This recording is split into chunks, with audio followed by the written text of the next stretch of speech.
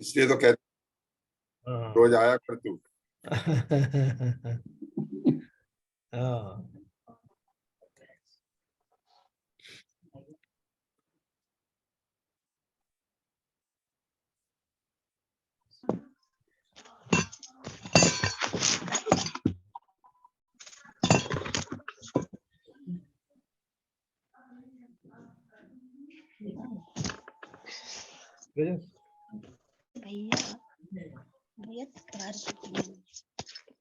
हाँ से आवाज म्यूट कर लें। पार्टिसिपेंट्स की लिस्ट नहीं आ रही आज की एपिसोड पूरी एक ही है ऐसे आती है। हाँ अभी आई है।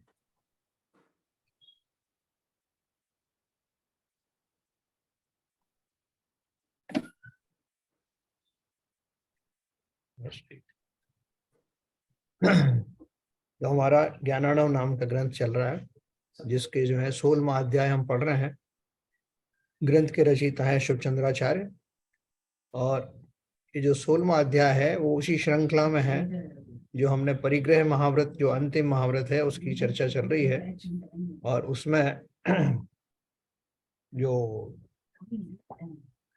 परिग्रह संबंधी जो जो भी बारीकियां हैं वो बारीकियां हम समझ रहे हैं, क्योंकि परिग्रह के से संबंधित जो जो स्थूल भाव होते हैं वो तो सब हम बड़े अच्छे से समझ जाते हैं, और हमारे अंदर में वो परिग्रह 24 भेद वो भी हमको पढ़ के समझ में आते हैं, बाह्य परिग्रह अंतरंग परिग्रह। लेकिन उसकी जो अंतरंग परिग्रह के अंतर्गत रहने वाले सूक्ष्म परिणाम, जिनके फलस्वरूप जीवों को लालसाएं बनी रहती हैं, वो अभिलाषाएं जो है वो कैसे त्याग हों, और उन अभिलाषाओं के बने रहते हुए, क्योंकि हमारा ध्यान का प्रकरण विशेष है, तो उन अभिलाषाओं के बने रहते बड़े बड़े मुनि भी उस ध्यान को नहीं कर पाते, क्योंकि एक भी अभिलाषा अगर है तो वो संकल्प विकल्पों में डाल देती है, स्थिरता को प्राप्त नहीं होने देती, और अस्थिरता का होना ही ध्यान का न होना है। इसलिए स्थिरता लाने के लिए वो एक एक जो विकार है जीवों के घटित होता है, और सहज में क्षण भर में आ जाता है। जैसे न बोला कि धन की जरा सी भी अभिलाषा अगर हुई, तो धन तो एक माध्यम है। धन का अर्थ है जो विषय वस्तुएं हैं, या जो धन विनिमय का जो साधन होते हैं, वो सारे जो है उन संबंधी जो भी भाव है, वो अगर क्षणमात्र भी प्रकट होते हैं तो लंबे समय तक दीर्घ काल से की गई साधना भंग हो जाती है। कल अपन ने 31 नंबर पढ़ा था, ये 32 नंबर अपन जो पढ़ेंगे फिर से।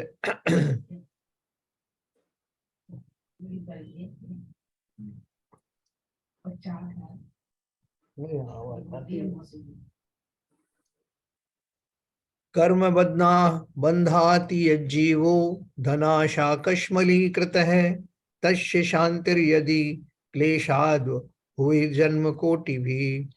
यह जीव धन की आशा से मलिन होकर जो कर्म बांधता है, उस कर्म की शांति बहुत ही करोड़ों जन्म से और बड़े कष्ट से होती है, क्योंकि एक जन्म का बांधा हुआ कर्म अनेक जन्मों में क्लेश भोगने पर ही छूटता है ना। जो ये तो उन्होंने बहुत शॉर्ट में बात कही है कि छूट सकता है, हाँ, अनेक कर्मों में छूटता है का अर्थ ये है कि वो जो कर्म बांधा हुआ था पर्टिकुलर, किसी समय में ध्यान धन आदि की अभिलाषा हुई, मुनियों को हुई, और उस अभिलाषा के फलस्वरूप जो कर्म का बंध हुआ, अब वो कर्म का बंध जब वो उदय में आता है कर्म, तो फिर से वैसे भाव हो सकते हैं, और फिर से वो कर्मों की संतति लंबे समय तक चल सकती है। यहाँ तो उन्होंने ये मान के चले हैं कि वो पर्टिकुलर कर्म जो बंधा था वो जो है निकल जाता है उदय में आने के बाद। कई कई जन्मों का भले ही अंतराल पड़ता है, लेकिन वो निकल जाता है। लेकिन उसके फलस्वरूप नवीन कर्म का बंध होता है, ये उन्होंने अभी गौण रखा है। तो इसलिए वो कर्मों की निरंतर संतति उत्पन्न होती रहती है एक बार के बांधे हुए कर्म के द्वारा। और वो जो मनीषी हैं जिन्हें इसी भव में निकलने की अभिलाषा है, और इस भाव के साथ में जो ध्यान मग्न हुए हैं, उनकी सारी की हुई तपस्या पल भर में भंग हो जाती।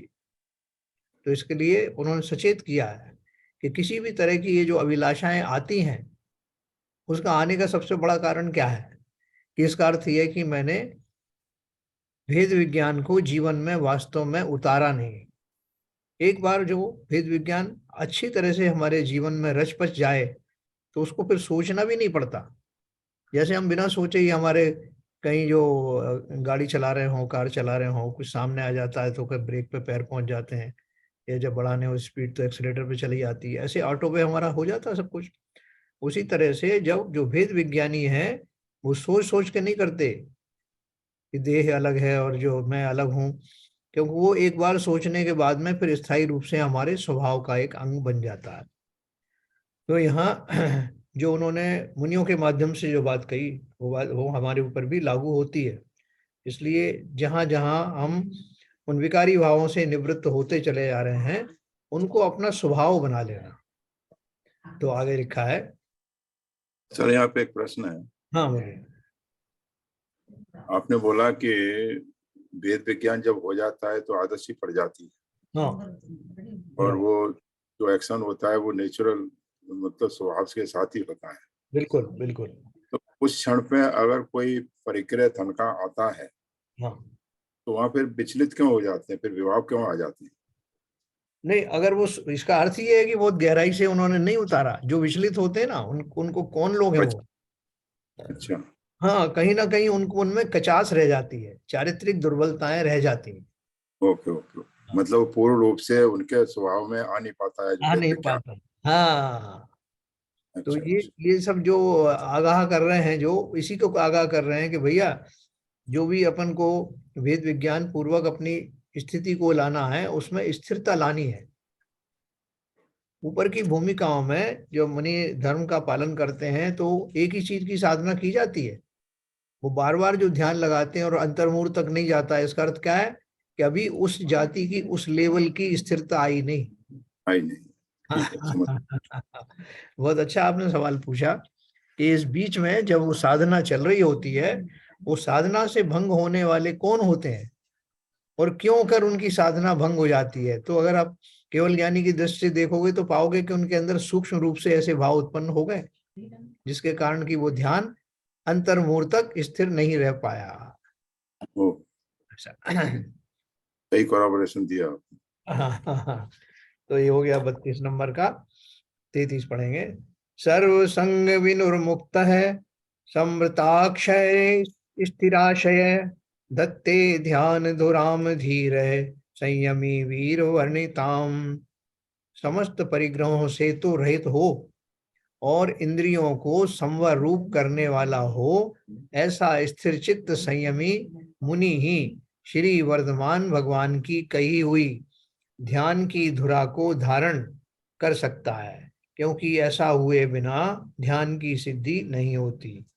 समस्त परिग्रहों से तो रहित हो और इंद्रियों को समरूप करने वाला हो, ऐसा स्थिर चित्त संयमी मुनि ही श्री वर्धमान भगवान की कही हुई ध्यान की धुरा को धारण कर सकता है। जो मैंने आपको स्थिरता की बात करी ना, वही उन्होंने यहाँ पे कट किया है कि जो जीव संपूर्ण इंद्रियों को जीतने में समर्थ हो, समस्त परिग्रह छूट गए हैं भेद विज्ञान के बल पर जिसके, ऐसा पुरुष ही वास्तव में ध्यान को यथा योग्य दृष्टि से लगा सकता है, ध्यान में स्थिर हो सकता है और उसी की ध्यान की सिद्धि होती है। बहुत सारे मुनि जो है वो प्रयत्न करते हैं, सातवें गुण स्थान में रहते हैं और श्रेणी आरोहण आरोहण नहीं हो पाता है ना। जब जिनको केवल ज्ञान होना होता है, शपथ श्रेणी पे जो आरूढ़ हो गए हैं उनको फिर अंतर्मुहूर्त में वो उपलब्धि प्राप्त हो जाती है। तो वो जो शपथ श्रेणी पे चढ़ करके और स्थिरता लाने का जो अंतर्मुहूर्त जो काल है उस तक जो टिके रहने का भाव है वो सबको संभव नहीं होता। वो गिनती के लोग ही होते हैं और वो जो होते हैं उनका क्वालिफिकेशन उन्होंने बता दिया कि वो समस्त परिग्रहों से आंतरिक रूप से, बाह्य रूप से तो बहुत पहले निवृत्त हो गए, लेकिन आंतरिक रूप से अगर उनमें किंचित भी मोह बना रहा, किंचित भी अटैचमेंट बना रहा या अपने भेद विज्ञान के भाव से स्खलित हो गया तो वो ध्यान टूट जाता है। उन्होंने ध्यान लगाना है, वो अंतर्मुहूर्त तक चलना है जिसमें समस्त गुण स्थान रास्ते में पड़ते हैं। वो उसके बिना ध्यान की सिद्धि नहीं होती। इवन उपशम श्रेणी पर भी चढ़ने वाले जो जीव हैं उनको भी ये ध्यान की आवश्यकता होती है, क्योंकि जो काम वहां पर 10वें गुण स्थान में यहाँ होता है वहां भी 10वें गुण स्थान में होता है। दोनों श्रेणियों में फर्क इतना है, चपक श्रेणी में वो उन कर्मों का क्षय करते हुए चले जाते हैं, जबकि उपशम श्रेणी में उनका उपशमन होता है ना। कभी अपन विस्तार से जो अपन घुमटसार पढ़ेंगे तो मैं आपको दोनों श्रेणियों का फर्क बताऊंगा। और अभी तो अपन को रोमांच होना चाहिए कि वो जो श्रेणी आरोहण का जो दृश्य है, अपन ने एक बार तो पढ़ा भी था, वो दृश्य कैसा होगा, जैसे मैं ही उसमें से होके गुजर रहा हूँ, मैं ही श्रेणियां आरोहण कर रहा हूँ और अब बस वो ध्यान की वो मंजिल आने ही वाली है। ऐसा आप मन में विचार करेंगे, आपको बहुत रोमांच होगा, क्योंकि इसी पर्याय से, मनुष्य पर्याय से ही वो सब घटित होता है। भले इस भाव में नहीं सही तो अगले भाव में सही, लेकिन वो संस्कार साथ जाते हैं तो उनका जो स्वाद अगर अभी से हमारे जिह्वा में आने लगा है कि कैसा होगा वो सुख, कैसा होगा वो काल, जब मैं होकर के श्रेणी में से होकर के गुजरूंगा और 12वें गुण स्थान के अंत में जाकर अरहंत बन जाऊंगा। तो ये समूचा दृश्य हमें रोमांचित कर देने वाला होना चाहिए, और किसी और की कहानी थोड़ी है ये। कहानी जो हो गए हैं उनकी तो है, लेकिन मैं भी होऊंगा उसके लिए पहले से ही मुझे उसका आभास होने लगे तो रोमांचकारी है। तो देखो अगला पढ़ते हैं। ध्यान की सिद्धि हमें क्यों नहीं होगी? आज से ही, अभी से हम अपनी सामर्थ्य को टटोलें और सामर्थ्य को निरंतर बढ़ाते चले जाएं तो सम्यक सन्मुख हो तो अभी हो जाएंगे। हो सकता है कि सम्यक भी इस पर्याय से मिल जाए। धर्म ध्यान के जो संस्कार हम उपार्जित करेंगे इस पर्याय में, वो हमें अगले भाव तक मैक्सिमम स्थापित कर देंगे उस यात्रा पर जहां से हमारा, कहते हैं ना, जो सर्वार सिद्धि से एक बाल बराबर जो है डिस्टेंस रह जाता है सिद्ध लोक का, है ना। आप यही मान के चलिए कि हमारा इस भाव के बाद अगला जो भाव होगा वो अवश्य ही कार्यकारी होगा, है ना। तो इसके लिए क्या करना पड़ेगा अपने को? कम से कम जो मोटी मोटी चीजें, स्थूल चीजें, उनको तो हम त्याग कर सकते हैं। भले ही हमको अभी बहुत गहरा मुनियों जैसा तो अभी नहीं आ रहा है, लेकिन हम मुनि तो अभी भी बन सकते हैं, इस पर्याय में बन सकते हैं, धर्म ध्यान कर सकते हैं। और मुनि ना भी बने तब भी सम्यक दर्शन की प्राप्ति तो गृहस्थ अवस्था में अनुव्रत आदि धारण करके भी किया जा सकता है। वैसे हमने 33 नंबर पढ़ा, अब 34 नंबर में संग पंकात्स उत्तीर्णो नैराश्यम लंबते ततो न क्रम्यते दुःखै पारतंत्रैः कचिन मुनि। जो मुनि परिग्रह रूपी कर्दम से, कर्दम माने कीचड़ से निकल गया हो, वही निराशता का, निष्प्रयता का अवलंबन कर सकता है। पर कल पढ़ा था ये।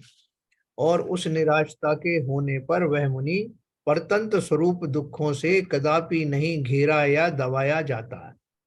सो ठीक है, आशा रहित होने पर फिर पराधीनता का दुख क्यों हो? देखो संसार में उन्हीं जीवों को कंट्रोल में करके, काबू में करके लोग अपना काम निकलवाते हैं जो कहीं ना कहीं किसी प्रकार के लोभ से ग्रसित हों, है ना। लोगों को, मैंने आपको एक किस्सा सुनाया था ना कि वो एक बिल्कुल नग्न आदमी था। वो उसे कोई मतलब नहीं था, किसी चीज से मस्त रहता था वो। ना उसे कपड़े प्राप्त करने की अभिलाषा थी, ना उसको कोई भोजन मिले तो कर लिया, नहीं तो घूमता रहता था और बहुत मस्त था। अब किसी ने देखा कि वो इसको इस दशा में आ गया है कि अब उसे किसी चीज का लोभ नहीं है, तो उसमें लोभ उत्पन्न करने की कोशिश की। तो उसके ऊपर पहले एक जो है वो एक अंडरवियर फेंका। तो उसने अंडरवियर पहन के देखा, उसको थोड़ा ठीक लगा। उसके बाद उसके ऊपर एक बनियान फेंकी, वो धारण करके उसे और अच्छा लगा। अब वो देख रहा है कि किसने मुझे ये दिया, उसकी तरफ थोड़ा सा वो उसको कृतज्ञता सी हुई। फिर उसने अपने मन चाहे उससे काम करवाने की कोशिश की कि अब ये मेरा कृतज्ञ हो गया है तो अब ये जो भी कहूंगा ये करेगा। लेकिन उसने करने से मना किया तो उसको बोला, देखो भाई, अगर तुमने नहीं किया तो ये तुम्हारा जो बनियान है ये मैं वापस ले लूंगा। तो थोड़ा घबराया, फिर और डराया उसको कि और ज्यादा करोगे तो अंडरवियर भी वापस लेंगे। तो चूंकि वो अभ्यस्त हो गया था उन चीजों का, इसलिए अब वो लोभवश उनको छोड़ना नहीं चाहता था। और उसके फलस्वरूप वो सब करता रहा जिसका जो मालिक ने दिया था। उसी प्रकार से संसार में समस्त जीव किसी ना किसी आशा के कारण, क्योंकि उन्हें वो आशाएं क्यों हैं, तो उनको उन भोगों आदि को, उन वस्तुओं को, उन शरीर आदि को वो अच्छा मानते हैं, और इसलिए उनको उनसे जुड़ी हुई वस्तुओं का निरंतर आशा बनी रहती है। तो बोल रहे हैं ना, जो मुनि परिग्रह रूपी करदम से निकल गया हो वही निष्प्रय अवलंबन कर सकता है। ये इन्हें दोनों तरह से समझिए। जो निष्प्रय हो गया है वो सभी परिग्रह से निकल जाएगा, या जो परिग्रह जिसने सब छोड़ दिए हैं, परिग्रह छोड़ना किसके बल पर, जो नैराश्य शब्द उन्होंने दिया ना, उसका अर्थ यह है कि उन्हें अब कोई आशा नहीं रही, क्योंकि वो समझ गए कि संसार की कोई भी वस्तु मेरे लिए भोग्य नहीं है, मुझे कोई भी सुख नहीं दे सकती। सच्चा सुख अंदर में है और मैं उस सुख का ही धनी हूं। ऐसा उनको उसको विश्वास हो जाने के बाद संसार के कोई परिग्रह, सभी परिग्रह मिट्टी जैसे लगते हैं। तो इन्होंने इसलिए कहा, जो मुनि परिग्रह रूपी करदम से निकल गया हो, ये कीचड़ है, निष्प्रय अवलंबन वही कर सकता है। और उस निराशता के होने पर, यानी आशा रहित होने पर, वह मुनि परतंत्रता स्वरूप दुखों से कदापि नहीं घेरा या दबाया जाता। उसको बोलने कोई वो मुनि बन गया और उनको बोलेंगे महाराज कपड़े पहन लो, नहीं तो मैं आपको जो है ना जो जमीन अमीन है, जमीन जायदाद सबसे आपको मैं बेदखल कर दूंगा। तो तुमसे हंसी आ गई कि किससे बात कर रहे हो, काय का बेदखल कर रहे हो, कौन सी जमीन, किसकी जमीन। अच्छा, बोले जमीन नहीं तो नहीं सही, वहाँ आपको जो है वो जो भोजन आदि मिलता है ना, आहार मिलता है, वो मैं आहार देने वालों को भी आहार नहीं देने दूंगा, तो इसलिए मेरे हिसाब से आप काम करो। बोले भैया हमें तो कोई भोजन की भी आशा नहीं है, आहार मिलता है पूरी चर्या के साथ मिलता है, कभी तो ले लेते हैं, नहीं मिलेगा तो नहीं सही।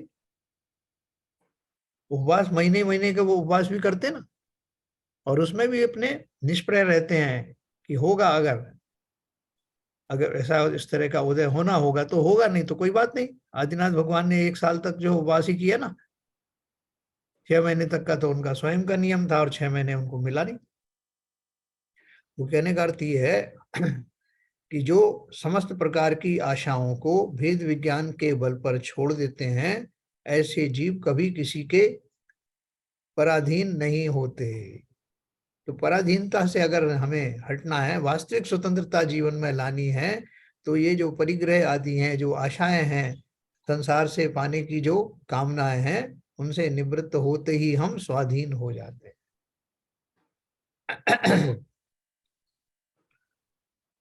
अगला है 35 नंबर का।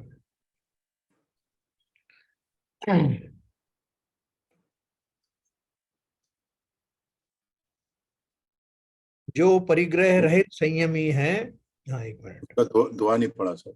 हाँ पढ़ता हूँ। विजने जन संकीर्णे सुस्थिते दुस्थिते अपि वा सर्वत्र प्रतिबद्ध है, त्याग संयमी संग वर्जित है। जो परिग्रह रहित संयमी है, वह चाहे तो निर्जन वन में रहो, चाहे वस्ती में रहो, चाहे सुख से रहो, चाहे दुख से रहो, उसको कहीं भी प्रतिबद्धता नहीं है, अर्थात वह सब जगह संबंध रहित निर्मोही रहता है रहता है। ना। अपन क्या करते हैं कि साहब वो निर्जन जंगल में तो ठीक है, बस्ती में आ गए तो बस्ती में इतनी सारी चीजें दिखाई दे रही हैं, इतने लोग दिखाई दे रहे हैं, तो उनसे तो कहीं ना कहीं जुड़ाव हो ही जाएगा। तो बोलते हैं कि नहीं, जिनका ऐसा सुदृढ़ मन है, अभी अपने घर में जो है कोई शादी वादी का प्रसंग हो तो बहुत सारे आभूषण वगैरह कमरे में सजे हुए हैं, दिख रहे हैं, तैयारी हो रही शादी की, और वो कमरे में हम खास लोगों को ही जाने देते हैं जहाँ आभूषण आदि रखे हैं, सब बिखरे हुए हैं, पता नहीं किसकी नीयत खराब हो जाए। तो इसलिए हम बहुत सावधानी रखते हैं, जो बिल्कुल अपने नियरेस्ट डियरेस्ट हैं, जिनसे पूरी तरह विश्वास है, उन्हीं को आने देते हैं। क्यों आने देते हैं? क्योंकि दूसरों का कभी भी मन खराब हो सकता है। तो ये बोल रहे हैं कि जो अपने स्वजन है उनका नहीं खराब होगा, नहीं उनका क्या खराब होगा, उनकी तो अपनी चीज है ना साहब, इसलिए उनका नहीं होगा। उसी तरह से ये जो मुनि है, जिनको पूरी तरह से वेद विज्ञान पूर्वक दृढ़ हो गया है मन, जिनका संसार के समस्त परिग्रहों को जो मिट्टी के वत ही मानते हैं, मिट्टी के ढेले से ज्यादा कुछ नहीं। ऐसे भाव के धारी चाहे वो जंगल में रहें, चाहे वो महल में चले जाएं आहार लेने, तब भी वो अपने उससे उनका जरा भी मन विचलित नहीं होता। और उनका कोई कमिटमेंट नहीं है कि भाई साहब आप वहां आए शादी के समय में आए हो। गृहस्थों की अपन बात करें जो अनुव्रतधारी हैं, कहीं किसी के कोई फंक्शन में भी गए तो वहां उनसे कहा जाए, उनकी कोई प्रतिबद्धता नहीं है, उनसे कहोगे साहब आप आए हो तो ये काम करो, थोड़ा सा ये मजदूरी का काम भी कर लो, फलाना भी कर लो। अनुवर्ती हैं, उनको इससे कोई मतलब नहीं है। जो उन्होंने अपने नियम संयम धारण किए उनसे विचलित नहीं होते, आप भला माने चाहे बुरा माने। जन मुनिराज हैं, मुनिराज के लिए बहुतों ने कहा ना कि आप जो है जब सार्वजनिक रूप से जाते हैं तो एक लंगोट तो धारण कर लेते कम से कम। उन्होंने, उन्हें कोई मतलब नहीं, आप प्रशंसा करो अप्रशंसा करो, उनको लज्जावंत करने की कोशिश करो, कोई मतलब नहीं। ऐसे ही जो मुनिचर्या में या अपने अनुव्रतों में प्रगाढ़ रूप से जो आरूढ़ हो गए हैं, वो कहीं भी रहें, उनके जो भी नियम संयम हैं, जो भाव हैं, पूर्ण निष्ठा के साथ होने के कारण भंग नहीं होते। वह सब जगह संबंध रहित निर्मोही रहता है ना। देखो ये सब बातें सोच सोच करके हमको अगर ऐसे भाव प्रगाढ़ रूप से अपने अंदर आने लगे, हम उसको अप्रिशिएट भी करने लगे कि वास्तव में कैसे होते होंगे वो मुनि, तो ये हम इनडायरेक्टली अपने संस्कार डाल रहे हैं। उन भावों की अनुमोदना तो करना कि कैसा कर पाते होंगे वो उत्तम चारित्र के धनी। उन मुनियों की कल्पना करके अपने को उस स्थान पर खड़ा हुआ देख करके हम उन संस्कारों को अपने अंदर में दृढ़ कर सकते हैं। 36 नंबर है, दुखमेव धन व्याल विषविध्वस्त चेतसाम अर्जने रक्षणे नाशे पुंसाम तस्य परिच्छये। धन रूपी सर्प के विष से जिनका चित्त बिगड़ गया है, उन पुरुषों को धनोपार्जन में, रक्षा करने में अथवा नाश होने या व्यय करने में सदैव दुख ही होता है ना। ये इसमें बीच बीच में मान के चलना, भले ही ये मुनियों के लिए मुख्य रूप से लिखा है, लेकिन ये पूर्ण रूप से श्रावकों के ऊपर भी लागू होता है। तो हमारा जो पार्ट है, हम जिस भूमिका में, उस भूमिका में भी ऐसे भाव अपन कर सकते हैं, करना ही चाहिए। तो धन रूपी सर्प के विष से जिनका चित्त बिगड़ गया है, उन पुरुषों को धनोपार्जन में, रक्षा करने में अथवा नाश होने व व्यय करने में सदैव दुख ही होता है। देखो 3 चीजों में दुख हुआ। जिन्होंने धन को अपना मान लिया है, धन की अभिलाषा जिनको निरंतर व्याप्त है, उनको 3 चीजों में दुख होता है संभावना। एक तो धनोपार्जन में, ये कैसे भी जो है खोटे भाव करके, कैसे भी परिश्रम करके धन कमाना है ना, ऐसा भाव होना, ये कष्टों को में डालने वाला ही है। धन उपार्जन के लिए जो जो भाव किए जाते हैं, जो आकुलता व्याकुलताएं की जाती हैं, वो सब दुख के कारण है। फिर जो धन कमा लिया है उसकी रक्षा करना, को वो बना रहे, कहीं चला ना जाए, ये रक्षा का भाव, फिर ये भी आपको दुखी करने वाला है। और तीसरा, व्यय होने पर, खर्च वगैरह से, आज इतना बड़ा खर्चा हो गया, आज हमें फलानी बीमारी हो गई, ढिमकी हो गई, या जो है किसी को देना पड़ा, या किसी की शादी ब्याह में खर्च करना पड़ा, तो उसका भी दुख होता है। तो 3 प्रकार से जीव इन धन उपार्जन के, धन वृद्धि का जो लालसा है, वो 3 प्रकार से दुखी करता है ना। जो कमा लिया धन, अब बहुत सारे लोग बड़े परेशान रहते हैं, साहब इसको कहाँ इन्वेस्ट करें, और कोई ऐसा नहीं हो कोई ठग ले, और उसमें मेरा टैक्स कैसे बचेगा।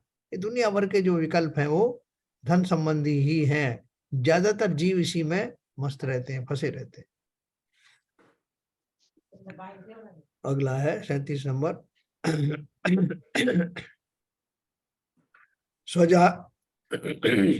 स्वजातीयरपि प्राणी सद्योति अभिद्रूयते धनी यथात्र सामिशय पक्षी पक्षिर्मर्बद्ध मंडलई। अपन ने ये भी पढ़ा था, मैं फिर से ये सब रिपीट कर रहा हूँ। जिस प्रकार किसी पक्षी के पास मांस का खंड हो तो वह अन्यान्य मांस भक्षी पक्षियों से पीड़ित व दुखित किया जाता है, उसी प्रकार धनाढ्य पुरुष भी अपनी जाति वालों से दुखित व पीड़ित किया जाता है ना। किसी के पास मांस का पिंड है तो अपन ने ये कहानी मैंने बताया था, अपन ने पढ़ी थी बचपन में, कोर्स में थी वो। सिंहवाद करके कोई व्यक्ति था, वो भी ऐसे ही कोई ऐसी निर्जन जमीन में फंस गया था, तो वहां से निकलने का कोई मार्ग नहीं सूझ रहा था। तो बाद में उसको एक मांस का टुकड़ा मिला, उसने उसको पकड़ लिया। उस मांस के टुकड़े को छीनने के चक्कर में लोगों ने उसको, वो मांस के टुकड़े को बड़े बड़े पक्षियों ने पकड़ा, और उस फलस्वरूप वो भी उसके साथ ही ऊपर वहां से निकल गया। और वो मांस के टुकड़े के पीछे उन सब पक्षियों की बहुत लड़ाइयाँ हुई। यहाँ के मांस के टुकड़े के माध्यम से आचार्य समझाना चाहते हैं, जो धनाढ्य पुरुष होते हैं वो भी सुख से नहीं रह पाते। बहुत सारे लोगों का उनके ऊपर में ध्यान लगा रहता है। देखो मैं आपको एक रियल कहानी सुनाऊं। ये हमारे फिरोजाबाद में एक छिदामी लाल जैन हुए, सेठ छिदामी लाल, बहुत प्रसिद्ध है नाम उनका, और उन्होंने जैन नगर को बनाया। वो हमारे जो चाचा जी हैं, वो जो बड़े वाले जो चाचा जी थे, अभी वो नहीं रहे, उनकी ससुराल फिरोजाबाद में थी, उन्हीं के यहाँ छदामी लाल जी के यहाँ। तो उनका किस्सा आप किसी से पूछो तो वो आपको बताएंगे कि वो बहुत धनाढ्य थे, बहुत धन था उनके पास, और संतान कोई थी नहीं। तो उन्होंने लास्ट में लोगों के कहने पर एक व्यक्ति को गोद लिया उसको। तो बाकी के जो उनके सगे संबंधी थे उनको ये चिंता हो गई कि ये हमारा इनके साथ संबंध है, इनको तो नहीं, इन्होंने ये दत्तक पुत्र को सारा धन दे देंगे। इस भाव के कारण लोगों ने, सारे उनके निकटस्थ जीवों ने षड्यंत्र किया और रातों रात नौकर के द्वारा उनकी हत्या करवा दी। ये तो अभी आप किसी से पूछेंगे तो पता लग जाएगा वो। नहीं, फैक्ट है ये सर, फैक्ट ये है। जो मंदिर तो बनवाया ना सब, मंदिर बनवा के गए वो हाँ अपने से, वो दत्तक पुत्र था, तभी मंदिर को पूरा जमीन लेके निर्माण किया, हाँ, सब कुछ था, उसके बाद ही उनका ये हत्या हुई है। देखो मूर्ति भी आ गई थी, मूर्ति भी आ गई थी, मूर्ति भी आ गई थी, और बड़ी विभत्स हत्या की थी। बड़ी हाँ। विवश। ये सबको सबको सर्वविदित है ये फैक्ट है। तो वो वास्तव में क्या था, वो धन ने ही उनकी जान ले ली, जबकि उनके मन में ऐसा था भी नहीं, वो सबको दे के जाने वाले थे, वो बहुत सरल हृदय थे आदमी। लेकिन लोगों को ये शंका थी कि पता नहीं हमको मिलेगा कि नहीं मिलेगा। ये तो बहुत प्रसिद्ध घटना है सर। हाँ, तो देखो ऐसे हमारे साथ में ये कोई कपोल कल्पित बातें नहीं की जा रही हैं। जो आचार्य श्री कह रहे हैं वो संसार की दशाओं को जानकर ही ये बात कही जा रही है। ऐसा होता, प्रैक्टिकली होता है। इसलिए ऐसे धन को धिक्कार हो, जिसके फलस्वरूप न केवल मेरा धर्म ध्यान आदि छूट जाता है, बल्कि ये पर्याय छूटने के लिए भी वो निमित्त बनता है। इसलिए ऐसे धन का, इस खोटे धन की इतनी अभिलाषा क्या करना, काम चलाने के लिए जो मिल रहा है जब तक हम ग्रस्त दशा में हैं, ठीक है, उसकी भी विशेष अभिलाषाएं नहीं करना। और अगर मान लीजिए न्याय नीति के द्वारा जो धन कमाया जाता है उससे मैं दान आदि करता हूँ, वो तो सही है ही अपनी जगह पे, लेकिन मेरा किसी पूर्व कृत पाप के कारण, या जब धन कमाया है उसमें कहीं से कोई अन्याय अनीति उसमें जुड़ गई हो मेरी अबुद्धि पूर्वक, तो वो धन चला भी जाता है। और वो चला जाता है तो अपनी तरफ से थोड़ी तो कोशिश करना कि वो वापस आ जाए, लेकिन खेद खिन्न मत होना। अगर चला गया है और नहीं आ रहा है, कोई बात नहीं, ये मान के चलना कि कहीं कोई अनजाने में ही अन्याय अनीति का धन इस भाव में या पिछले भाव में आ गया होगा, तो वो चला गया। और ये निश्चित है, अगर वो चला गया वापस नहीं आया तो आप आश्वस्त हो जाना कि चलो अच्छा हुआ, वो जो कर्ज था या जो कुछ मेरा पूर्वकृत कार्य था उसकी छुट्टी हो गई, से निवृत्ति हो गई। और अगर मिलना होगा तो मिल जाएगा, उसमें भी बहुत ज्यादा पुलकित होने की आवश्यकता नहीं। तो धन के उपार्जन में खेद खिन्न होने की जरूरत नहीं, सहज में जितना हो जाता है करने का है अपना आवश्यकता के हिसाब से। दूसरा इसमें ऐसा भी नहीं, अपना जो पुरुषार्थ है, धन का पुरुषार्थ है ना, 4 तरह के जो पुरुषार्थ हैं, धर्म अर्थ काम और मोक्ष, तो उसमें जो भी थोड़ा अर्थ का अर्थ है जो हमारे उस भूमिका में निर्वाह के लिए आवश्यकता होती है उसके उतना करना। फिर उससे जब बहुत ज्यादा की अभिलाषा नहीं करना, बहुत वांछाएं नहीं करना। फिर इसलिए फिर उस रक्षा का भाव भी इस कर्म रहस्य के माध्यम से होगा। अपनी तरफ से रक्षा का भाव तो करते हैं सब गृहस्थ, करना भी चाहिए, लेकिन अगर उसके बाद भी कुछ हो जाता है तो घबराना नहीं, फिर ये कर्म सिद्धांत काम करेगा, है ना। ऐसे ये जगह जगह इस सिद्धांतों को आप लगाते जाओगे तो हर भूमिका में हम, चाहे गृहस्थ की भूमिका में है, श्रावक की भूमिका में, मुनि की भूमिका में है, हमें किसी तरह का कोई कष्ट होने वाला नहीं है, क्योंकि बहुत बड़ा कारण है ये कष्ट होने का, लोग जान से चले जाते हैं। तो देखो इस प्रकार से, उसी प्रकार धनाढ्य पुरुष भी अपनी जाति वालों से दुखित व पीड़ित किया जाता है। तो वो बहुत सारी कहावतें हैं इस बारे में कि, और मनुष्यों में भी बहुत सारी जातियों का मैं नहीं कहूंगा, जो कुत्तों के लिए कहा जाता है कि कुत्ते जो है एक दूसरे को देख करके ही भौंकते हैं, अपनी जाति वालों से ही ज्यादा नफरत करते हैं। ऐसे ही मनुष्य जाति में जो फिर धनवानों की जो है अलग उनकी होड़ चलती है कि कौन नंबर 1 पर है, कौन नंबर 2 पर है, वो बनने की होड़ में कितने कितने जो है पाप आदि होते रहते हैं। तो इन सबको बहुत अच्छे से कल्पना करके, समझ करके, काम रूपी पिशाच से जितना हो सकते है, धन रूपी पिशाच से जितना संभव हो सकता है उतना इन प्रकार से बचने की चेष्टा करिए। 38 नंबर है, आरंभो जंतु घातश्च कषायश्च परिग्रहात् जायन्ते अत्र ततः पातः प्राणिनां शुभ्र सागरे। जीवों के परिग्रह से इस लोक में तो आरंभ होता है, हिंसा होती है, और कषाय होते हैं, उससे फिर नरकों में पतन होता है ना। किसी भी तरह के जो परिग्रह हैं उनसे इस लोक में तो आरंभ का अर्थ ही ये है कि उन संबंधी जो है अपन फिर चक्र में फंस जाते हैं कि जो मैंने सामान लाया है उसको कैसे रक्षा करना, उसकी कैसे सुरक्षा करना, समस्त प्रकार के। तो उनसे जो आरंभ जाति का जो पाप है वो लगता है, और वो पाप जो है वो हिंसा का ही एक स्वरूप है कि उसमें लगने वाले मेरे भाव खोटे भाव होने के कारण हिंसा है। दूसरा, उन परिग्रह से जन्य वस्तुओं को इकट्ठा करने में, रख रखाव में भी हिंसाएं होती हैं। तो इसलिए जीवों के परिग्रह से इस लोक में तो आरंभ होता है, हिंसा होती है, और कषाय होते हैं, उससे फिर नरकों में पतन होता है। जो मेरे भाव होते हैं, कहते हैं ना कि बहुत परिग्रही जीव जो है परिग्रह नरक का कारण बनता है। तो क्यों बनता है? उन वस्तुओं में नरक थोड़ी छुपा हुआ है, उन वस्तुओं के प्रति होने वाला मेरा ममत्व, जिसके कारण वो लोग इतने ज्यादा उसमें लालायित हो जाते हैं। वो कहते हैं ना कि चमड़ी जाए लेकिन दमड़ी ना जाए। इस भाव, इस हद तक किए जाने वाले भाव वास्तव में नरक ले जाने वाले ही होते हैं। संसार में जो आपको जो कुछ दिया हुआ है उसको आप सहजता पूर्वक भोगें, उसमें कोई दिक्कत नहीं है। पुण्य से प्राप्त हुई सामग्री को गृद्धता पूर्वक ना भोगें, सहज में भोगने में आता है। जैसे चक्रवर्ती का मैंने आपको उदाहरण दिया, जो सब सम्यक दृष्टि चक्रवर्ती हैं, वो सब इतने परिग्रह को मात्र अपने संयोग से प्राप्त हुए धन को, इसी अपेक्षा से उनको उसमें रहते हैं, उस जीवन में। उन्हें हम भोगना नहीं कहते, बल्कि वास्तव में तो उनको निमित्त मिले हुए हैं और वो निमित्तों में रह रहे हैं। तो अपना जीवन उस पर्याय को जितने दिन तक गृहस्थ में रह सकते हैं रहते हैं, उसके बाद में मन तो धीरे धीरे भरने लगता है वैराग्य से, और वही वैराग्य उनको थोड़े ही समय में मुनि दीक्षा लेने के लिए लालायित कर देता है, उनको प्रबुद्ध कर देता है उस मार्ग पर चलने के लिए, और सहज ही वो उस भूमिका को अपनाते हैं, उसमें ज्यादा प्रसन्न होते हैं।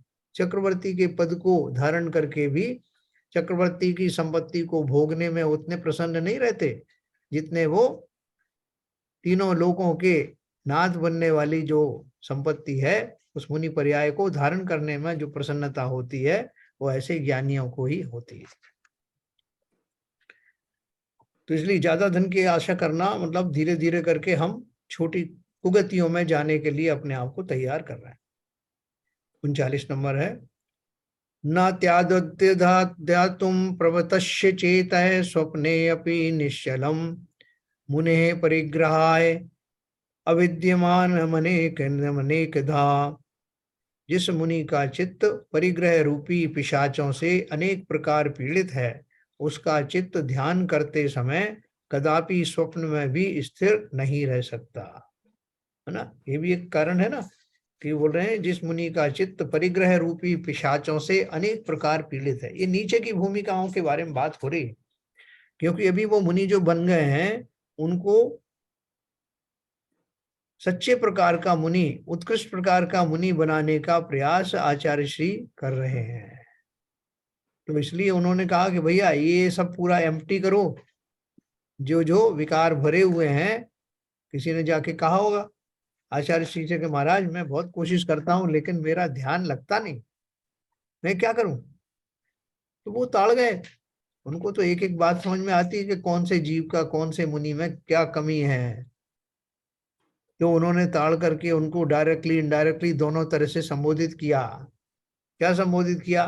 कि भैया जिस मुनि का चित्त परिग्रह रूपी पिशाचों से अनेक प्रकार पीड़ित है, अनेक प्रकार का मैं आपको बताऊंगा, तो उसका चित्त ध्यान करते समय कदापि स्वप्न में भी स्थिर नहीं रह सकता। उन्होंने उस मुनि महाराज को कहा, ये खाली मैं आपको रूपक के माध्यम से बता रहा हूं कि उन्होंने उन मुनि को जो पूछने आए थे कि मेरा ध्यान क्यों नहीं लगता, उन्होंने उन्हें समझाया कि भैया जब तक ये तो मुनि हो, और मुनि होने का अर्थ क्या, मुनि होने का जो प्रारंभिक भूमिका ही है, सम्यक दर्शन से तो प्रारंभ हुआ ही हुआ है, वेद विज्ञान पूर्वक तो हुआ ही हुआ है।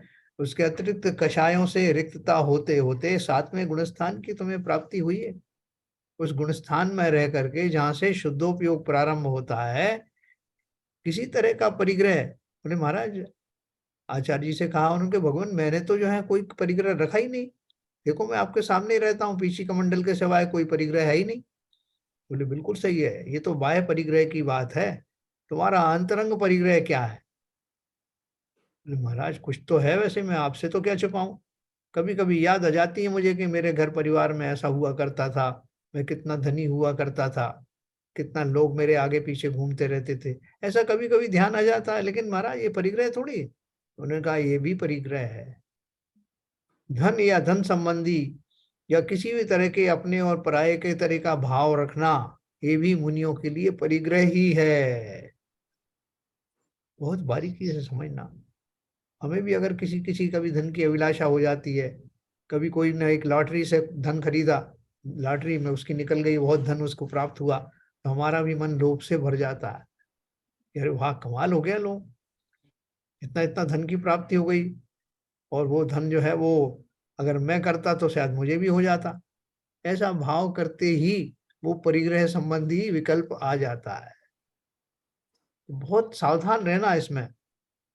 और धन को उन्होंने विशेष रूप से क्यों परिग्रह बताया? क्योंकि धन एक विनिमय का साधन है, पंचेंद्रिय के विषयों को खरीदने के लिए या उनको प्राप्त करने के लिए वो एक माध्यम है, इसलिए वो धन की बात की जा रही है। पंचेंद्रिय के अगर मेरे अंदर विषय है ही नहीं, कोई भाव ही नहीं है, तो धन की अभिलाषा फिर क्यों रखी जाएगी? जो वास्तविक मुनि है उनसे कहो कि महाराज मैं आपको 1 लाख रुपया दूंगा, आप मुझे अच्छा सा उपदेश दे दो, तो महाराज क्या कहेंगे? तो भैया आपने रॉन्ग नंबर डायल कर दिया, यहाँ धन की किसे आप लालसा दिखा रहे हो? और अगर ऐसी लालसा दिखाने के भाव हैं तो उपदेश से आपका कुछ फायदा होने वाला है नहीं। तो ऐसे भाव, इसलिए उन्होंने मुनियों को स्थिर करने के लिए और उनके माध्यम से श्रावकों को भी स्थिर करने के लिए आचार्य श्री ने ये सब बखान किया। सकल विषय बीजम सर्व सावध्य मूलम नरक नगर के तुम वित्त जातम विहाय अनुसर मुनि वृंदानंदी संतोष राज्य मभिलषी यदि तुम जन्म बंध प्याप्यम। अब आचार्य महाराज उपदेश करते हैं कि हे आत्मन, यदि तू संसार के बंध का नाश करना चाहता है तो धन के समूह को छोड़कर मुनियों के समूह को आनंद देने वाले संतोष रूपी राज्य को अंगीकार कर। एक सेकेंड।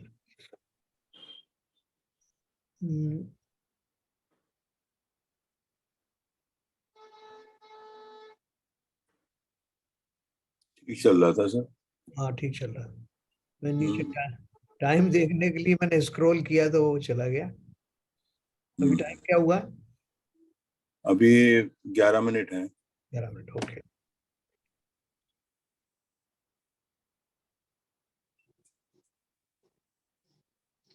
नीचे करिए, नीचे करिए।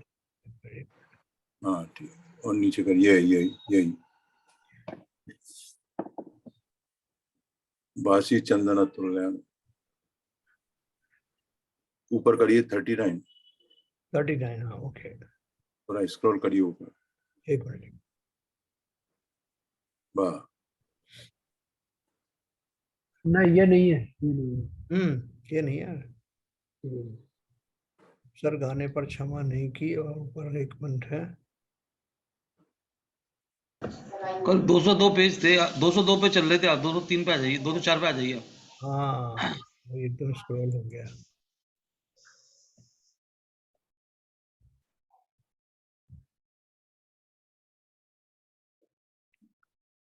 अब इसको नीचे कर, स्क्रॉल कर दीजिए। हाँ ये और था, और यही था, और- यही था। हाँ, यही था सर, सकल विजय। सकल विषय बीजम। अब आचार्य महाराज उपदेश करते हैं कि हे आत्मन, यदि तू संसार के बंध का नाश करना चाहता है तो दुआ धन नहीं की, हाँ दुआ नहीं पढ़ा है इसको। दुआ तो पढ़ा ना, दुआ पढ़ा है, फिर से पढ़ देता हूँ। सकल विषय बीजम सर्व सावध्य मूलम, नरक नगर केतम वित्त जातम विहाय, अनुसर मुनि वृंदानंदी संतोष राज्य, मभविलसी यदि त्वम जन्म वंदे व्यपायम। अब आचार्य महाराज उपदेश करते हैं कि हे आत्मन, यदि तू संसार के बंध का नाश करना चाहता है तो धन के समूह को छोड़कर मुनियों के समूह को आनंद देने वाले संतोष रूपी राज्य को अंगीकार कर, क्योंकि धन का समूह समस्त इंद्रियों के विषय का तो बीज है तथा समस्त पापों का मूल है और नरक नगर की ध्वजा है। नरक रूपी नगर को दूर से ही दिखाने वाला है।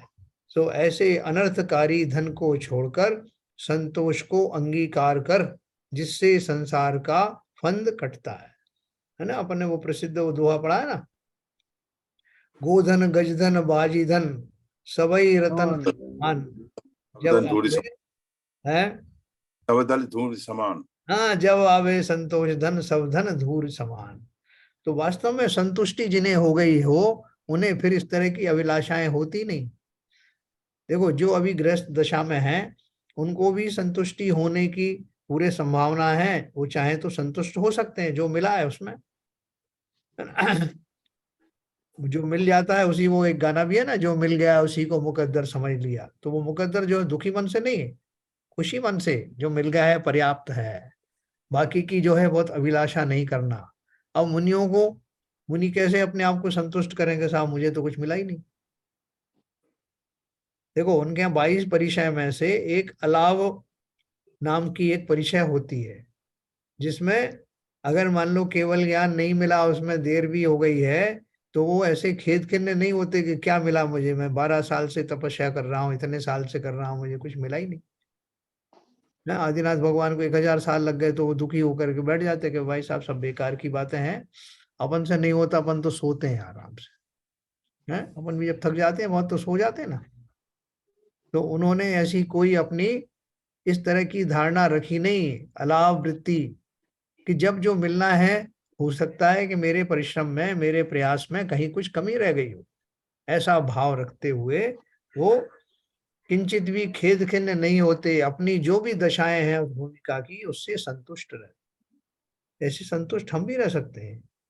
हो सकता है कि हम दूसरों से जब कंपेयर करें तो हमें बहुत सारी चीजों में अपने अंदर में कमी लगे, अरे साहब मुझसे तो वो अच्छे हैं, धन के माध्यम में वो अच्छे हैं, पर उनके बच्चे अच्छे हैं, उनके माध्यम से उस रूप से फला फला जो है ज्यादा सुखी है। ऐसे हम अलग अलग जो है वो कैटेगरी बना के स्वयं को दुखी मान लेते हैं। लेकिन अगर हम जो है ये कहें कि जो कुछ मुझे मिला है, बहुतों को तो ये भी नहीं मिला है,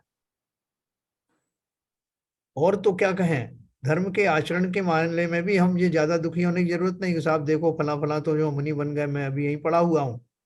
तो उस भाव को भी सहज में स्वीकार करना, ऐसा भी हो सकता है जब मैं धर्म के मार्ग में मैं कंपटीशन करूं, बाकी तो सब जगत प्रसिद्ध है ही, जैसे आप देखो वो फला फला देखो कहाँ से कहाँ पहुंच गए, उनकी तो मुनि दीक्षा भी हो गई, मैं तो अभी मैंने प्रतिमाएं भी धारण नहीं कर पाया।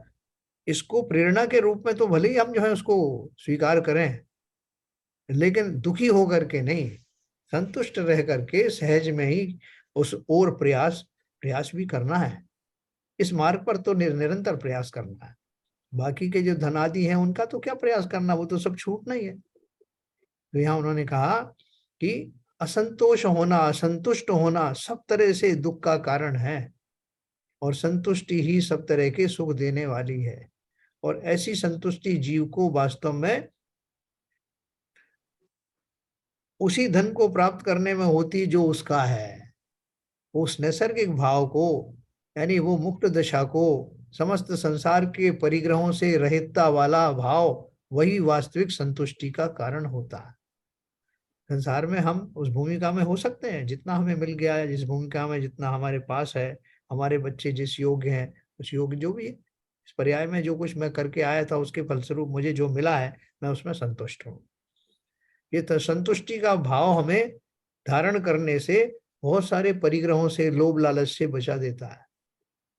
और निशंक होने के कारण संतुष्टि बहुत बड़ा निशंकता देने वाली होती है, निशंकता देने वाली है, निकांक्षित करने वाली है। इसलिए संतुष्टि का महत्व मुनि के धर्म में तो है ही, गृहस्थ के धर्म में भी बहुत अधिक है। इसलिए उसको बहुत संतुष्टि को जीवन में जरूर लाना।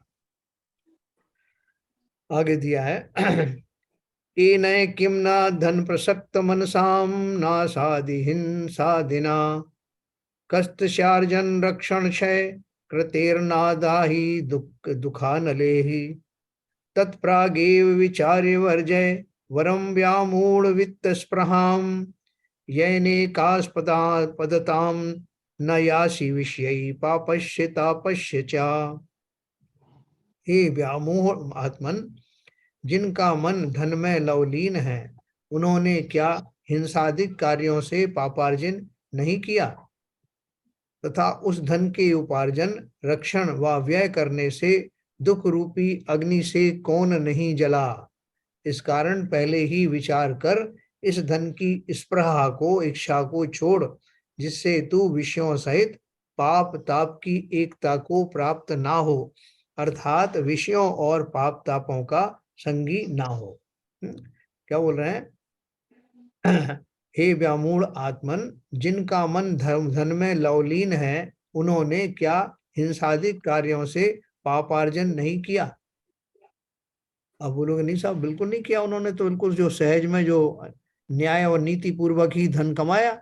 और आप कैसे बोल रहे हैं कि उनका पाप से उन्होंने कमाया? बोल रहे हैं कि धन कमाने की जो अभिलाषा है, एक तो ये है कि सहज में जो है मुझे धन मिल रहा है, जो भी मैं कार्य कर रहा हूँ वो मुझे उसके फलस्वरूप मेहनताना मिल रहा है, कंपनसेशन मिल रहा है। लेकिन बहुत ज्यादा जिनको आसक्ति है धन में, हाय पैसा लगा रहता है, रात दिन शेख चिल्ली बने हुए घूमते रहते हैं, उनका जो मन का है, उस तरह का जो उस तरफ जाने वाली जो मन की वृत्ति है, वो स्वयं ही हिंसा है। और उसके फलस्वरूप एक ना एक दिन वो जो संतोष से तो धन कमाते दिखाई नहीं देंगे, वो ज्यादा समय तक न्याय नीति पूर्वक कमाते दिखाई नहीं देंगे। बहुत शीघ्र ही उनका मन भटक करके अन्याय अनीति में जाने वाला है। इसलिए जिनका मन धन में लवलीन है, उन्होंने क्या हिंसादिक कार्यों से पापार्जन नहीं किया, तथा उस धन के उपार्जन, रक्षण व व्यय करने से दुख रूपी अग्नि से कौन नहीं जला।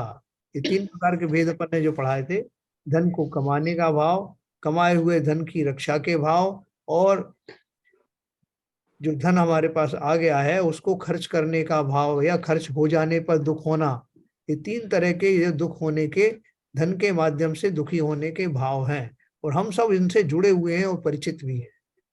इस कारण पहले ही विचार कर इस धन की इच्छा को छोड़, जिसे तू विषयों सहित पाप ताप की एकता को प्राप्त ना हो, अर्थात विषयों और पाप तापों का संगी ना हो। ये जीवन में जो है, कई बार तो लोग बहुत एक्सट्रीम तो उसमें स्टेप ले लेते, नहीं साहब मैंने सब धन छोड़ दिया, अब मैंने पढ़ा शास्त्रों में, अब मुझे ये सब नहीं चाहिए, मैंने सब दूसरों के नाम कर दिया। लेकिन अगर हमारा मन वैसा पक्का हुआ नहीं है और हम सब ये लास्ट एक्सट्रीम में चले जाएंगे, तो फिर एक स्टेज पर जाकर के उन दशाओं के को याद कर करके दुखी होगा। साहब मैं तो अच्छा खासा बैठा था, वो मुनि महाराज ने मुझे फोर्स किया, मैंने सब छोड़ दिया, अब मुझे इस तरह की दिक्कत आ रही है, उस तरह की दिक्कत आ रही है। तो जब तक मेरी वो भूमिका ना आ जाए तब तक अपने धन आदि की अभिलाषा छोड़ने के लिए उसमें इतना जरूर करना कि न्याय नीति से कमाया हुआ इस पर्याय के रूप में इस भूमिका में जितनी आवश्यकता है वो रखा जाए, उसी में से दान पुण्य आदि भी किए जाए। लेकिन धीरे धीरे करके अपनी तृष्णा को घटाते घटाते इस दशा पर लेके जाना कि अब मुझे किसी चीज की आवश्यकता नहीं है। शनै शनै स्टेप वाइज कहीं भी जो है उस मर्यादा को लांघना नहीं, भली भांति समझना इसको। इस प्रकार से अपन ने 41 नंबर दोहे पढ़े। तो समय हो गया आपका, कितना बजा है? हाँ 8 हो गया सर, हाँ 8:59 हो। तो अपन यही समापन करेंगे इसका। और आपके कोई किसी तरह का कोई प्रश्न हो, कोई जिज्ञासा हो, कोई विशेष जानना हो तो अपन बात कर सकते हैं 1-2 मिनट। तो ठीक है ना, ये हमारे जीवन में इस तरह के प्रसंग आते हैं, आप सब लोग इससे सहमत होंगे। बिल्कुल सही। ये तो सांसारिक घटनाएं हर रोज होती रहती हैं। हाँ ये जो चैप्टर है जो परिग्रह का बहुत ही इम्पोर्टेंट है, हाँ और पर्टिकुलरली जो गृहस्थ में है उनके लिए बहुत आइज ओपनिंग है। उसका हम थोड़ा सा भी उसको ध्यान करके अपने व्यवहार में चेंज ला लें तो हो सकता है कि हमारे को संयम भी बढ़ जाएगा और हमारे और भी कई काम सिद्ध होने लग जाएंगे। क्या ललित जी अपन कर सकते हैं इसकी प्रैक्टिस थोड़ा बहुत अपना इस गृहस्थ जीवन में? हाँ बिल्कुल कर सकते हैं। परिग्रह तो अशांति का कारण है ही है एक्चुअली। हाँ उसमें गृहस्थ जीवन में एक्चुअली एक मेरे विचार से मतलब बैलेंस होना चाहिए, क्योंकि गृहस्थ चलाने के लिए पैसा तो कुछ जरूरत है ही है, हाँ पर पर आसक्ति रहे और अपनी जरूरतों को बहुत बढ़ाते जाएं तो ये तो दुख का कारण बनेगा ही। ये बहुत सारे लोग कहते हैं कि परिग्रह के दो भेद हो सकते हैं। एक तो हम जो धन है वो धन को इकट्ठा करके रखें बैंकों में, और दूसरे बोलते हैं कि नहीं हम उससे जो सामान खरीदते हैं, बात तो एक ही है, खरीदा हुआ सामान या बैंकों में रखा हुआ धन दोनों एक ही बात है। आपका क्या कहना है? नहीं, बैंकों में रखा हुआ धन तो मतलब एक्चुअली आपको जो आपने तीन चार बात बताई कि धनोपार्जन करना, रक्षा करना हाँ और व्यय होने का जो दर है, हाँ तो मतलब वो तीनों चीजें इसमें लागू हो गई है कि धनोपार्जन कर लिया और बैंक में रख के रक्षा कर रहे हैं, हाँ। और बैंक में रख दिया कि व्यय नहीं हो। तो ये तो बहुत बड़ा परिग्रह का कारण बनेगा, असंतोष का कारण बनेगा एक्चुअली। तो सामान ले आए खरीद के बहुत सारा। सामान ले आए तो वो फिर और दूसरे हमारे कषायों को बढ़ाएंगे, क्योंकि हम अपने राग वैसा कंफर्ट के अपने इंद्रियों सुख के सामान लेकर आएंगे, तो फिर वो सामानों से हमको और राग द्वेष में घिरे रहेंगे। हाँ, उससे संबंधित उसका रक्षा का भाव, आरंभ, परिग्रह आदि वो शुरू हो जाएगा। बिल्कुल सही आपने कहा। तो फिर करें क्या? आप धन आता चला जा रहा है पूर्व पुण्य के उदय से। नहीं, अगर आप जो अपने पुरुषार्थ से जो धन कमा रहे हैं और आपकी जरूरत से ज्यादा है वो, हाँ तो आप अपने अच्छे कार्यों में लगाएं, दान पुण्य करें। बराबर, दान उसका पुण्य रिटर्न एक्सपेक्ट तो ना करें कि हमको इससे फिर और धन मिल जाएगा या और कुछ हासिल हो जाएगा। जो दान पुण्य है उसमें लगा, पुण्य केवल दान है, पुण्य मतलब एक्चुअली आप तो बोलते हैं ना पुण्य और पाप दोनों ही है, ठीक नहीं है। नहीं, हमारी तो दान में भूमिका लगा। में तो हमारी भूमिकाओं में तो पुण्य का महत्व है, जी जी किंचित महत्व है। क्योंकि वो अगर वो पुण्य रूपी कार्य नहीं करेंगे तो वो पाप रूपी करेगा, क्योंकि अभी शुद्ध हाँ भाव जी तो आए नहीं। जी जी जी। ये हमारी भूमिका में तो पुण्य आदि के जो है वो कार्य, लेकिन अंदर में बैकग्राउंड में स्वाध्यायियों को समझना चाहिए कि एक भूमिका के बाद में पुण्य भी हेय हो जाता है, इसलिए उसको कमाने की भी बहुत अभिलाषा नहीं रखनी। तो ये सभी जीवों को। अच्छा, दूसरा सबसे बड़ा बात और बताऊं आपको, हमारे सबके अपने नाते रिश्तेदार होते हैं या साधर्मी भाई होते हैं जो जिनकी जो वित्तीय अवस्था है बहुत अच्छी नहीं होती। तो हम मंदिरों में तो दान पुण्य बहुत कर देते हैं, लेकिन उनकी दशा हाँ सुधारने के लिए, उनको कोई संबल देने के लिए वो हम कोई कार्य नहीं करते। वो क्या अब है। मैं क्यों करूं, वो तो दूर का है, वो फलाना है, ये दिमका है, उसने ऐसा हम्म, किया था मेरे साथ। हम उस धन को जो है वास्तव में मंदिरों में देने के लिए मना नहीं कर रहे हैं, लेकिन वो दान तो जो है वो इनडायरेक्ट है, वो कब जाके उसका उपयोग होगा पता नहीं। लेकिन जो ये दुखित हैं, मंदिरों में दान वाला भी सब थोड़ा सा उसमें मान वाला कषाय काफी हाँ हाँ हाँ शायद शामिल रहता है। हाँ तो आपने किसी अपने दूसरे समाज के बंदे को सहायता की तो शायद उतना मान नहीं मिल रहा है आपको उसमें। हाँ कि हाँ वैसे तो वैसे ही बेचारा गरीब है, वो कहाँ आपकी तारीफ करेगा इधर उधर, उसका कोई फोरम तो नहीं है। हाँ। और ये मंदिर में आप करेंगे तो वहाँ आपको 10 लोग मान बोलेंगे, मिलेगा, हाँ, वहाँ समाज में एक वो मैसेज। बनेगी। हाँ सही बात है। तो इसमें विशेष तौर से ध्यान रखना क्या मेरे है कि जब हाँ बोलिए। जब वो स्थिति है कि आपने बोला, ललित जी ने सही कहा कि जो एक्स्ट्रा धन आ रहा है बिना किसी आपाधापी के प्रयास से, तो उसका शुभ कार्य में यूज होना चाहिए। शुभ कार्य दो ही है, मंदिर में देना या किसी की हेल्प करना। हम्म, चाहे संबंधी है, चाहे सगा है, मान लो कोई बीमारी आ गई है, उसके पास इतना धन नहीं है तो अपना इलाज करा सके, हाँ तो वो निष्पर भाव से, करुणा भाव से अगर उसकी हेल्प कर सकते हैं, और तो उसमें बिना किसी रिटर्न के, हाँ। तो तो उसका भाव नहीं हो, तो वो जो जो धन एक्स्ट्रा आया है वो उसका सही उपयोग है, सदुपयोग है। वो उतना ही पुण्य है जितना आप मंदिर में दान में देंगे। और देखो जो मंदिर का ध्यान आप देखो, एक बात तो आप ध्यान से देखना, मंदिरों में अब मंदिर में ये भी एक बात कहना चाहूंगा, मंदिर में कई बार ये रहता है कि कैश दे दो, कैश का दान दे रहे हैं, तो वो तो मतलब ऑलरेडी इसका मतलब है कि आपने कहीं कुछ टैक्स ही चोरी करके कमाया हुआ है या टैक्स की चोरी कर रहे हैं एक्चुअली। नहीं नहीं, तो देखिए, मेरा तो मानना ये है कि चाहे मंदिर सिंबल बने, चार दीवारी का सिंबल बने सीमेंट प्लास्टर वाला, लेकिन अगर बैंक के खाते के पैसे से बनाए केवल, वही नहीं तो बेस्ट है। अभी जो प्रैक्टिकल बात देखो, यहाँ पर जो मंदिर बन रहा है उसमें ऐसी कोई कंडीशन नहीं है कि आप कैश में दें। तो जितना पेमेंट होता है वो सारा चेक से जाता है और बैंक में जाता है, और बैंक से अकाउंट से उसका खर्चा हो रहा है। जहाँ तक खारगर मंदिर का सवाल है, शुरू से आज तक उसकी पूरी अकाउंटिंग होती है। अपना जो गुल्लक का भी पैसा निकलता है वो भी बैंक में जमा होता है, डिक्लेयर होता है इनकम टैक्स की शीट में कितना पैसा हमारा गुल्लक से आया है। तो यहाँ पर कोई ऐसी कंडीशन नहीं है कि आप कैश में पैसा दें। और एक बहुत बढ़िया नहीं, कंडीशन बात नहीं, ये कंडीशन होगा हम कैश में नहीं लेंगे, क्या, ये नहीं, कंडीशन हो कि कैश में नहीं लेंगे। कैश कोई नहीं दे ही नहीं रहा है साहब। सारा पेमेंट पेमेंट वो आजकल तो वैसे भी डिजिटल हो रहा है ज्यादातर। डिजिटल ऑनलाइन ट्रांसफर हो रहा है। और एक सबसे बड़ी खुशखबरी ये है कि कल मंदिर का कॉन्ट्रैक्ट फाइनल हो गया है, कॉन्ट्रैक्टर फिक्स हो गया है, और उसने प्रॉमिस किया है कि अगला 10 लक्षण पर्व यहीं मनाएंगे। बहुत बढ़िया, बहुत बढ़िया, बहुत बढ़िया। बहुत कॉम्पिटेंट कॉन्ट्रैक्टर मिला है, बोला स्ट्रक्चर में पूरा 1 साल में पूरा खड़ा कर दूंगा शिखर तक। आप थे क्या इसलिए उसमें? ये विषय। मैं नहीं था, मुझे इन्फॉर्मेशन भी, मैं कहाँ से हूँ सर, मैं गंगू तेली खा राजा भोज वाली बात नहीं कर नहीं, रहे ऐसा नहीं, वो तो लोगों को बुलाया भी था, ऐसा नहीं। हैं। नहीं नहीं, लोगों को किसी को नहीं बुलाया था, हाँ ट्रस्टियों को बुलाया था। उसमें से भी कुछ गिने चुने ट्रस्टी जा पाए थे, हाँ तो इसमें ट्रस्टी लोग गए थे, मगर डिटेल्स तो मालूम पड़ जाते हैं। कल डिक्लेयर भी किया था मंदिर में, बहुत बढ़िया, बहुत बढ़िया। कॉन्ट्रैक्ट फाइनल होने जा रहा है आज। तो ये खुशखबरी है सबके लिए। देखो मंदिर में अपन जो है कैश या काइंड में अपन जैसे दान देते हैं ना, तो जो उपकरण आदि है मंदिर के, किसी ने छत्र के लिए दिया, किसी ने जो कलश के लिए दिया, किसी ने मूर्ति स्थापना की, वो सब माध्यम से अपन देते हैं।